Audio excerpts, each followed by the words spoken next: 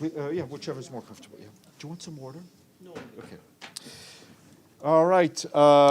Thank you for staying, but most importantly, I want to thank the patience of Kanni, who waited in the green room for quite some time. As I mentioned, she just came back from Afghanistan, and we are also joined by the UNDP resident representative for Afghanistan, Stephen Rodriguez, who will be online on the screen in a second.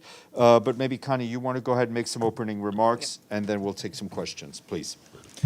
Thank you, Steph, and thank you for your continued interest in Afghanistan, because it's not easy to keep this story in the news. So deeply appreciate it. I'm just back after visiting both the Kabul province and Herat, where there was a devastating earthquake last year. And just wanted to share a few reflections with you. On the overall economy, you can see it is still hurting. There is more money coming in from customs and from taxes and from trade, but you don't see this spread or moving across the country.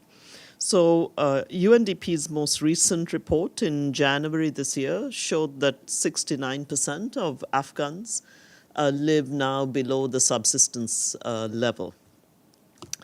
Then something that really hit me, we had been focusing on the earthquake and recovery from the earthquake, but the harsh impact of continuous natural disasters, I would say the big red flag is the scarcity of water.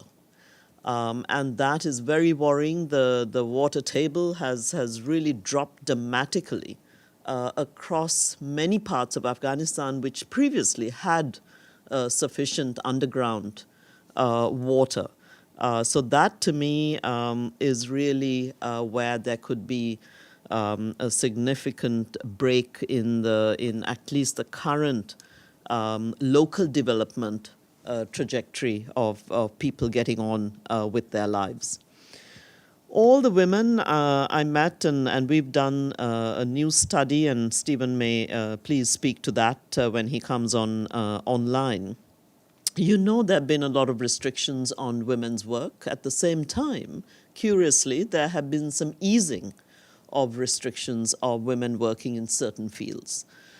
So you see in trade and commerce, you can work without a restriction or a ban, so to speak, and similarly in the health sector. Whereas in formal public service, formal employment of women dropped even further. It had dropped to 11%, and now it's half of that at 6%.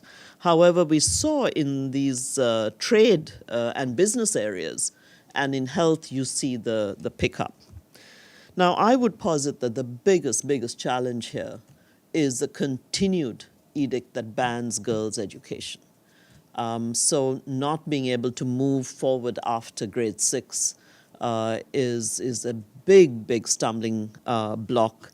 And the curious thing is that now there's encouragement for women to go into nursing and midwifery, and in fact, when I was there, the discussion of some medical fields.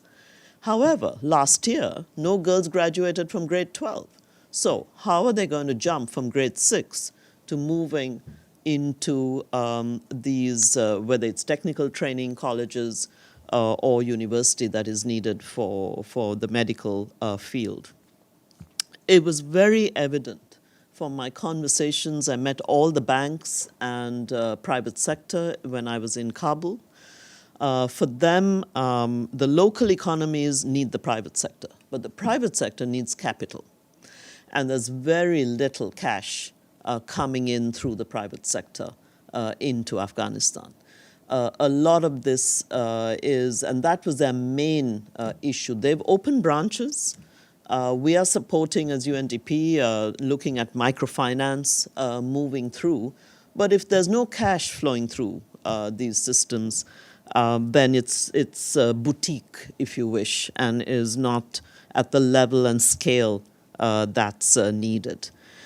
And given the country's extreme climate vulnerability. The hope is that now that some of the IDA funds from the World Bank has been released for Afghanistan after a 3-year suspension, that this will also help some of the global climate funds to come back in.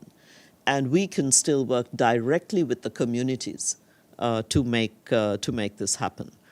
Maybe something that hit me very hard in Herat, just driving through villages and then getting out and speaking to villages. There's a huge contrast with villages still living in tents and those who have started building back. They're building temporary shelters, now permanent shelters, reconstructing the water canals. And in other villages, they're still trucking water. Or let me say we, the larger international community, still in tents and trucking water. So for me, the bottom line is we've got to let household economies, local development pick back up. People do not want to live in tents. I mean, the sandstorms, you cannot survive in a tent in most of Afghanistan. My last point, which for me was probably the most dramatic from my visit the previous year, is what international assistance through the UN and through international and national NGOs have done. So with UNDP, we have focused very much on women and where they live and where they work. So today we support 75,000 micro and small businesses owned and led by women, who in turn employ on average, about 6 other women and young people. Each of them feeds a household of 10. Now you're already directly touching over 4.5 million people. And if you ask me what this costs, we spend on average $42 a month per women's business. That's it. And so it has really opened up. If you compare this with huge expensive operations, these women are really, I mean, that grit, that boldness, that ability to find the space and move is really huge. So we have now reached overall with the women farmers and traders, direct cash for work and social protection to households, 1/4 of all women in Afghanistan. And this is, I would bet on them. In the midst of all this harshness, they're making sure the story of this country will come back through their boldness and their efforts. So let me stop there, and Steph, back to you. Great, thank you. I don't know if, Rodrigo, you want to make some remarks, or should we go straight to questions?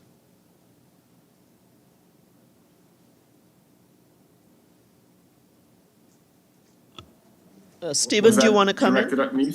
Yes, Stephen, please. Yes, Oh, sorry, yes. Stephen, if you, yeah.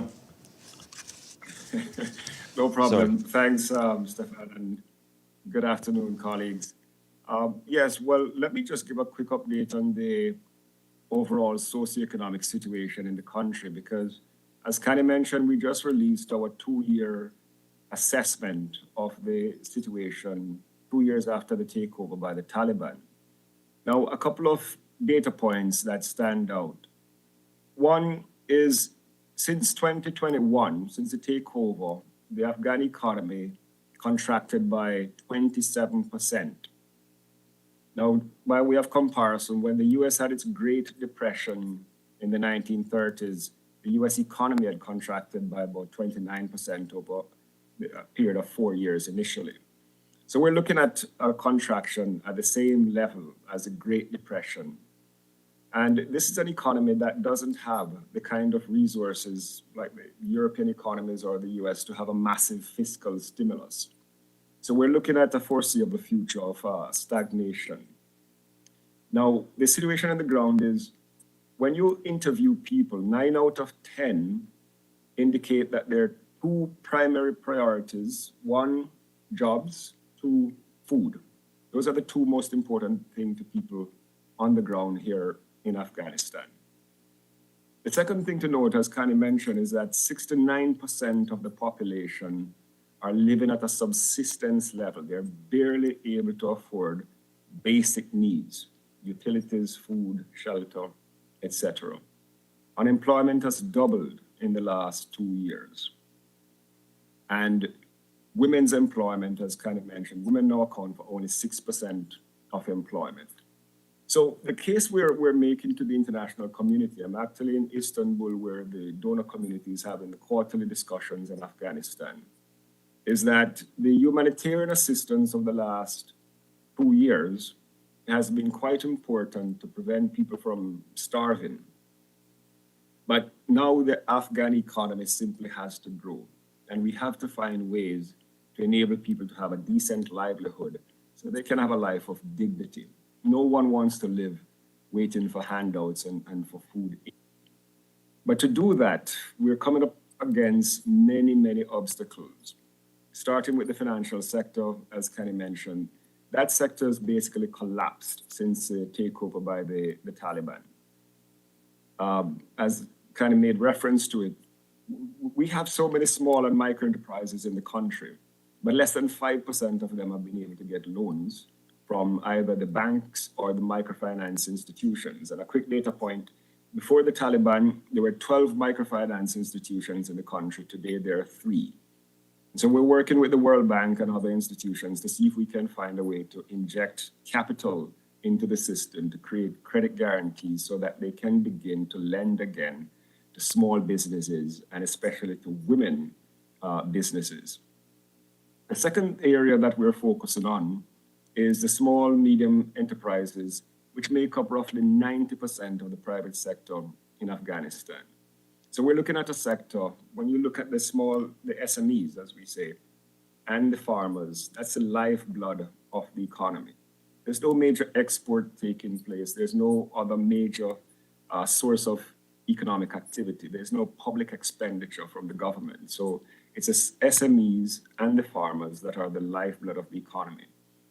And there is where we put on a lot of emphasis and a lot of investments, both in providing training, providing support to business development services to these small businesses, as well as capital for them to grow their businesses. And Kanni made reference to these 75,000 female-led businesses. I've seen a lot of these women. There's one lady we helped to provide equipment and machinery for her factory. She produces biscuits for the local market and for the regional countries, Pakistan, etc. She's employing 113 other workers. There's another lady who's into dressmaking and supplying dresses to the national and the regional market. She employs 56 other workers. And there are others who are producing yogurt and carpets and many other things. So these businesses, with some capital and some support, can grow and can generate employment for others. The other area I should mention very briefly is we've seen a collapse. So on top of the contraction of the economy, we have had roughly 500,000 Afghans forcefully returned to the country from Pakistan in the last 5-6 months. We have had the opium economy completely collapse, and that was employing roughly 590,000 laborers. So on top of one crisis, we have had a series of others, including the earthquake in Herat. So one of the things we're focused on very much is helping those who are working in the opium economy, producing poppy, to transition to other licit livelihood opportunities, some in the agricultural sector, but some in business, some in construction, some in services.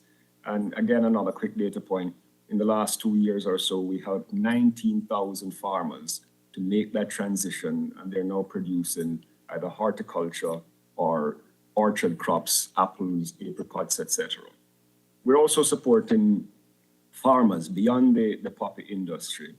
In the last couple of years, we've supported 98,000 farmers, providing them with agricultural inputs, with irrigation systems, canals, wells, etc., so that they can increase productivity. It increases their livelihoods, but also contributes to food security. And the final point I want to make is outside of the livelihood opportunities that we're working on, we're also trying to ensure that people in communities across the country have access to basic services and basic infrastructure.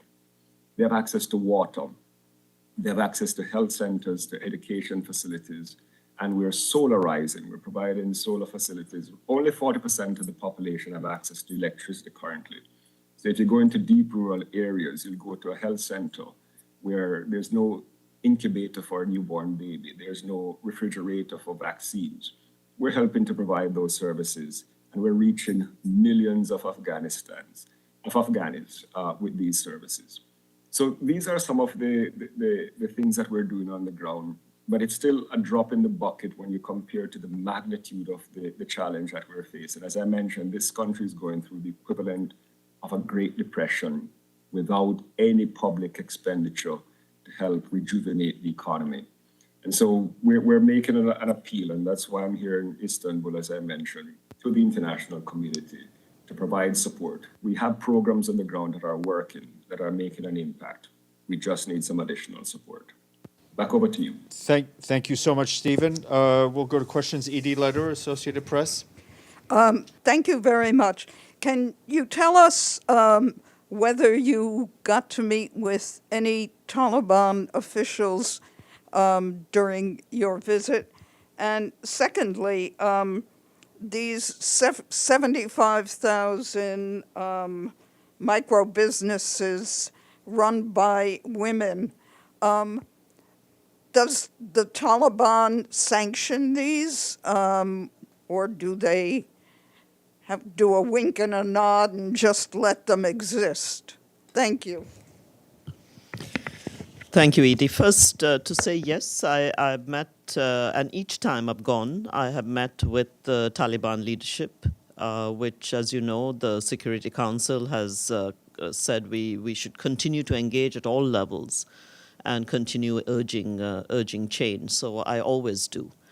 And on the 75,000, they actually are able to operate. The concerns, I would say, are two for most of the women. One is ease of mobility, because that is an issue, and the second is cash. It's capital. But in terms of them being able to engage in their businesses, they're moving, and they will push every boundary. And those 75,000 micro businesses are all across Afghanistan? Yes, all across. And some of them are not micro. As Stephen said, when you're employing 100+ people. I met some of those women leaders. I always say we don't need to talk for Afghan women. They are speaking for themselves, but we need to amplify their stories and their voice. And during your trip, did you hear of any private efforts to advance girls' education? This, I would say, for all of the UN in Afghanistan, probably is that if there's one thing that's at the top of our kind of to-do list, that's the issue. Because with everything else, we have found ways to move forward. On this, I feel we are stuck. Now, the fact that they've opened up the need for women to go into nursing, midwifery, now some of the medical fields, there's a disconnect, right? You can't not have graduates coming out of grade 12 and then suddenly jump to being a doctor or even a nurse or a midwife. So my sense is that by opening those up, then there's going to be working backwards to saying now how do we open up those areas of education. I'm not holding my breath, but I always live in hope. So I just can't see a grade 6 educated doctor, right? So it's going to happen. It's just we've got to keep at it. Thank you. Kyodo News? Thank you for the briefing. My name is Yu from Kyodo News Japanese Media. So I have two questions. So you mentioned you met the member of Taliban, the Taliban officials. So what did they say about women's education, women's workers? And second question, so as you know, as we know, so Taliban asked U.S. to unfreeze Afghan's asset. What do you think about that? Well, on the first issue, I have to say this time my surprise with all the discussions with the Taliban leadership at the deputy prime minister ministerial levels of the DFA was, I would say, at the top of their agenda was climate, was water and climate. This country is drying up at a pace and a level that is going to be, this is the next explosion, if you wish, in the country. On women's work, very pragmatic on saying, because here, I would say it's they have always known that women drove the household economies in Afghanistan. This is not new. This is an age-old story. So wherever you came from in Afghanistan, you knew that the basic local economies were run and managed by women. The hard stop is girls' education, and this is the issue we've got to really look at. On the, you had SRSG here recently. Steph has taken this question many times in terms of the frozen assets, and this is a continuing conversation that should not stop in terms of how that moves forward. I don't have a looking glass. Thank you. Errol, Stefano, and Evelyn.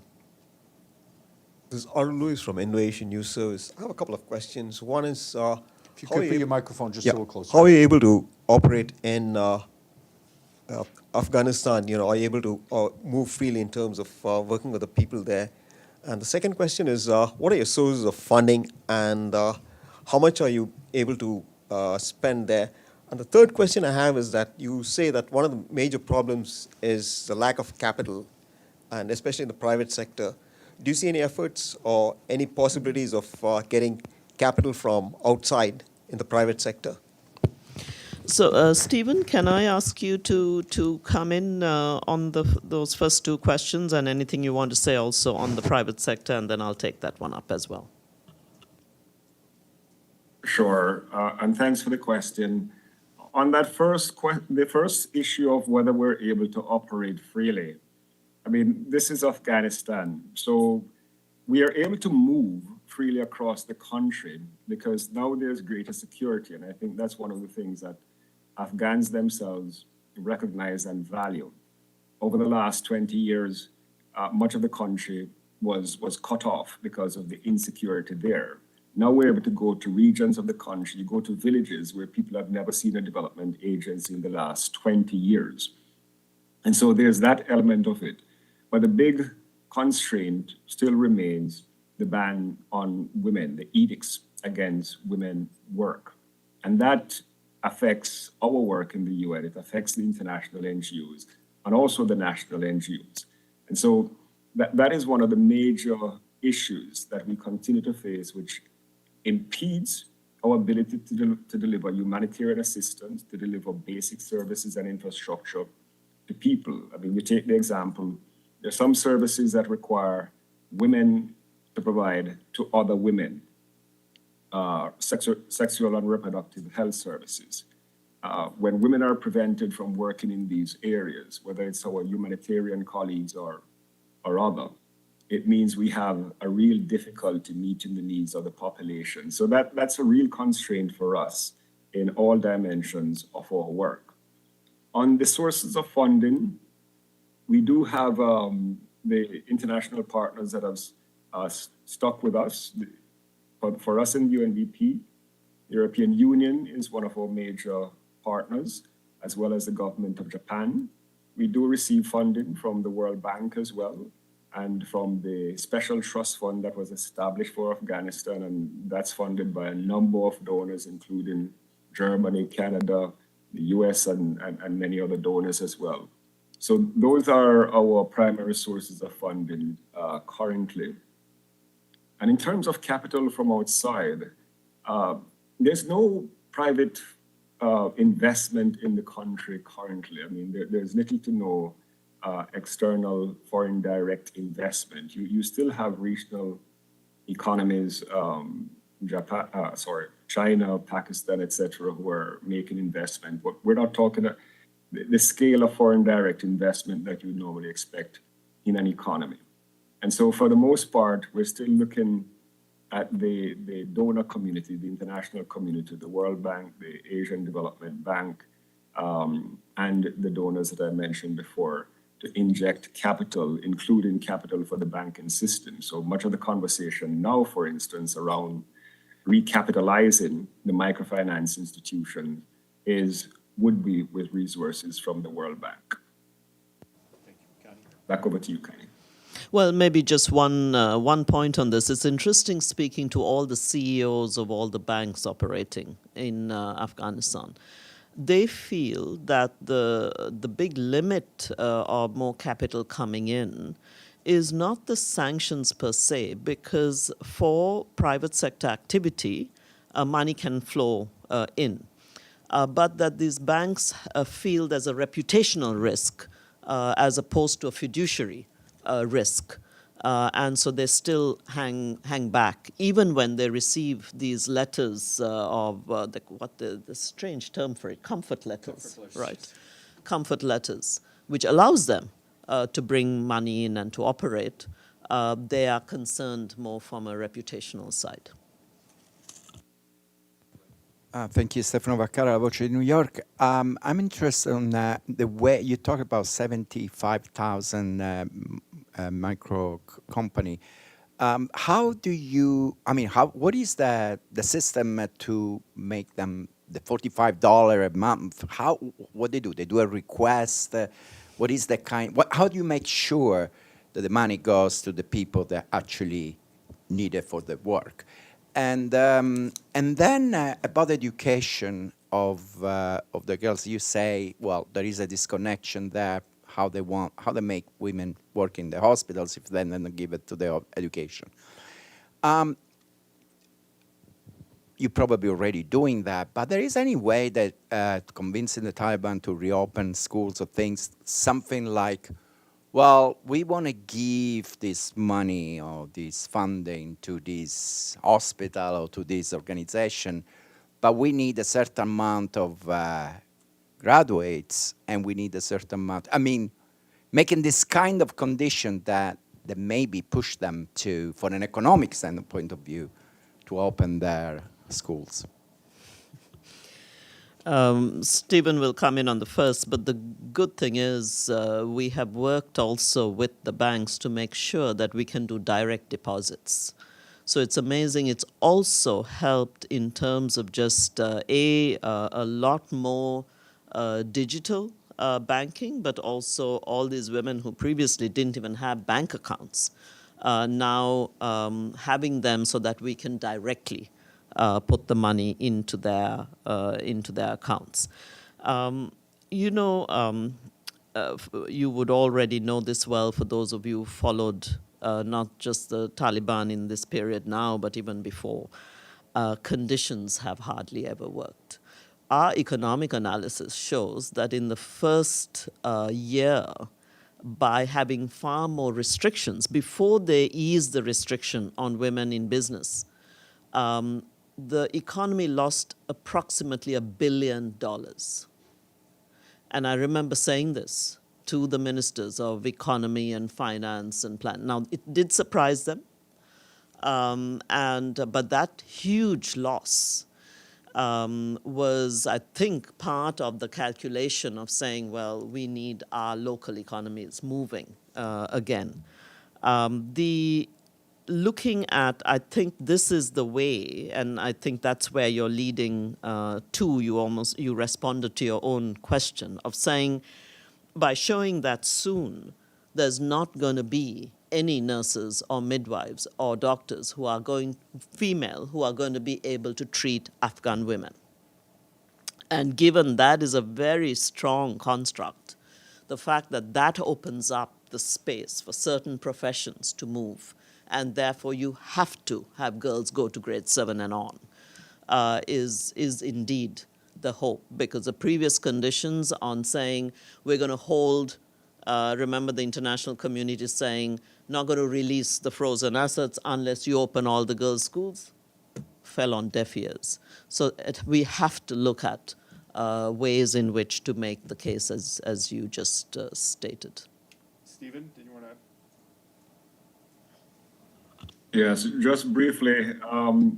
So in terms of the small businesses, each has to prepare a proposal which is submitted to us or to the partners that we're working with. And we work with a range of partner organizations.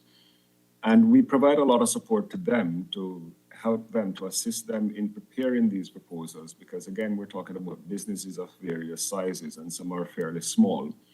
And we, in the first 2 years or the first year and a half after the takeover by the DFA, much of what we did was provide grants to these organizations. And the grants range from about $1,000 up to $50,000.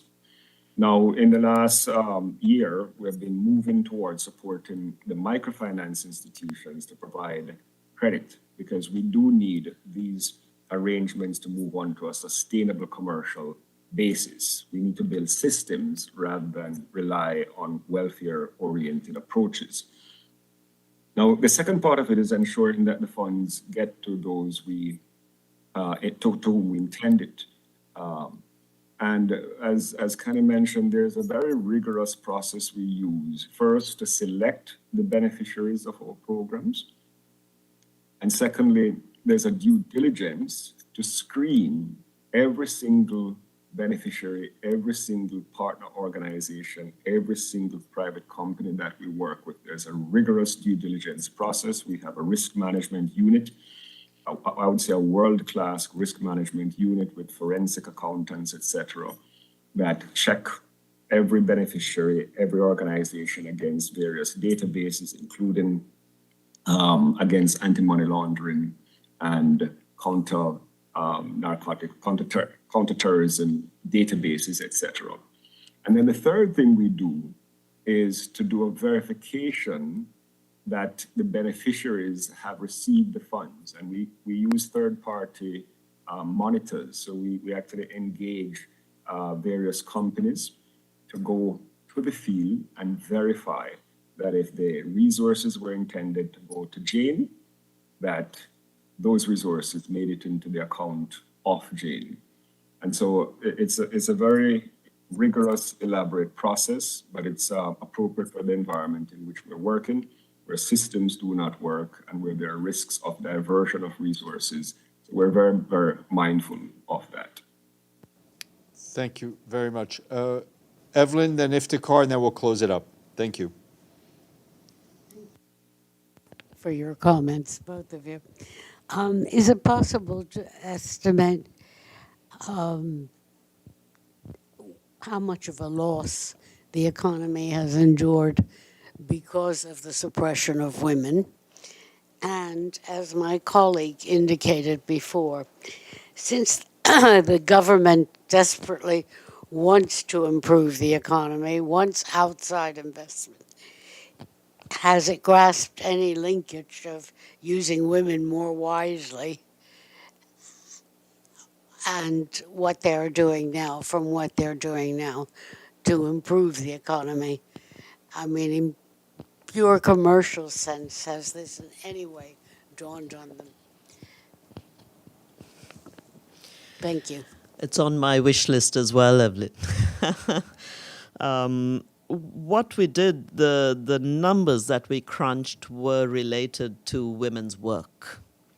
You asked the question of the overall suppression of women's space and rights, which is a much, much larger issue. I mean, that extrapolation, we would need a lot more measurement points. I mean, we can project, but in terms of very hard actual loss, we had estimated UNDP's numbers were around $1 billion for that first about 18 to 20 months of women not being able to work.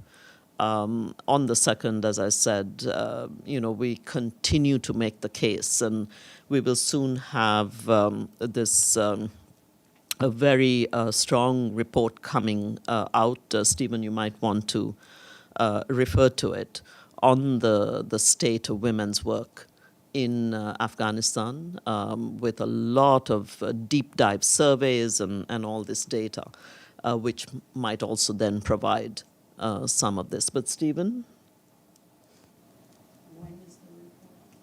Without giving away too much too early, but yes, we have done a fairly extensive bit of research on the state of women's work and focusing in particular on women entrepreneurs.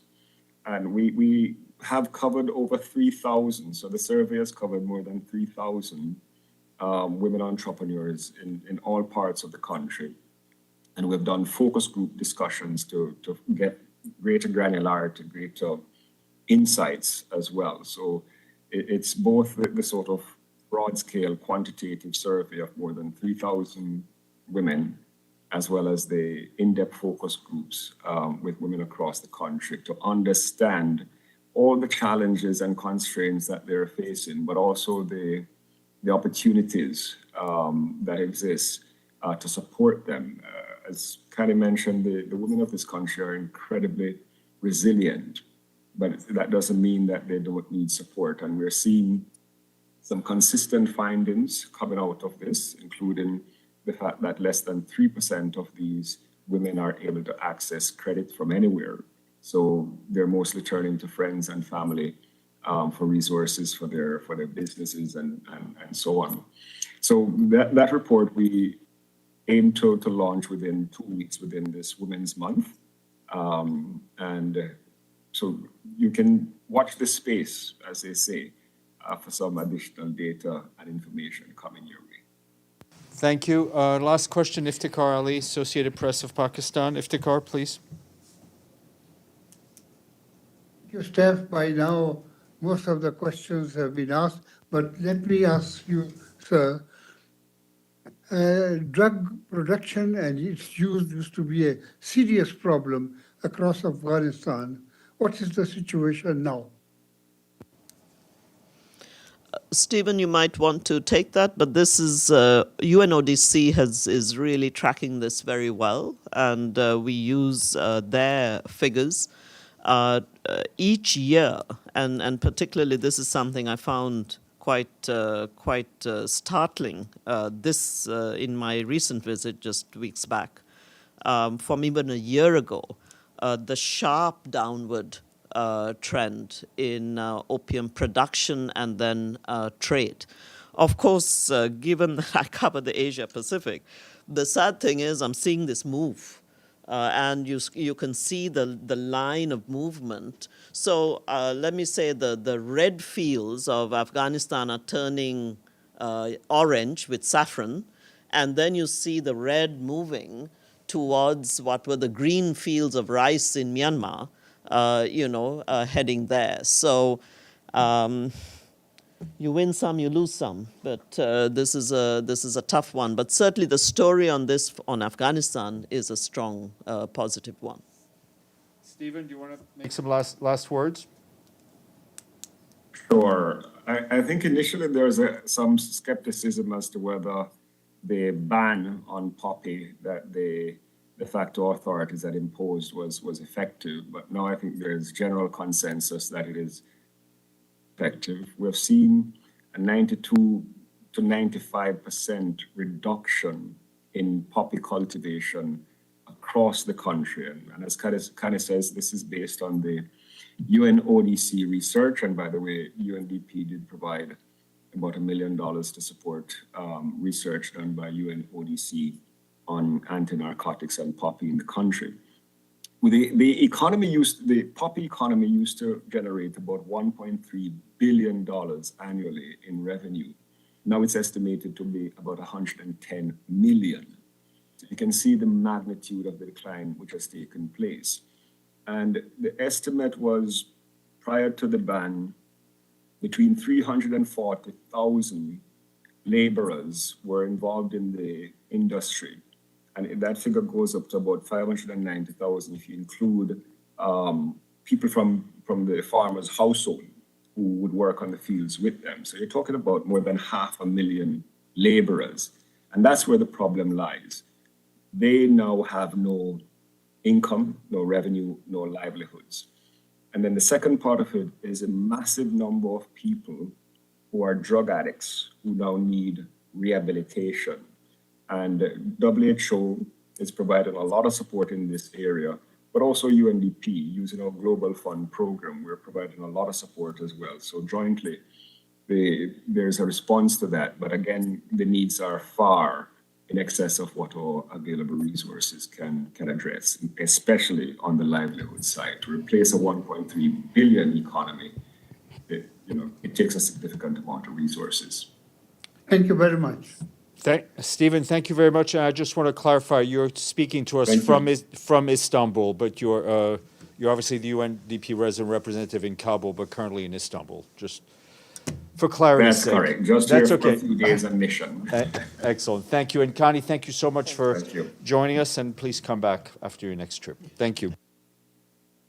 Thank you.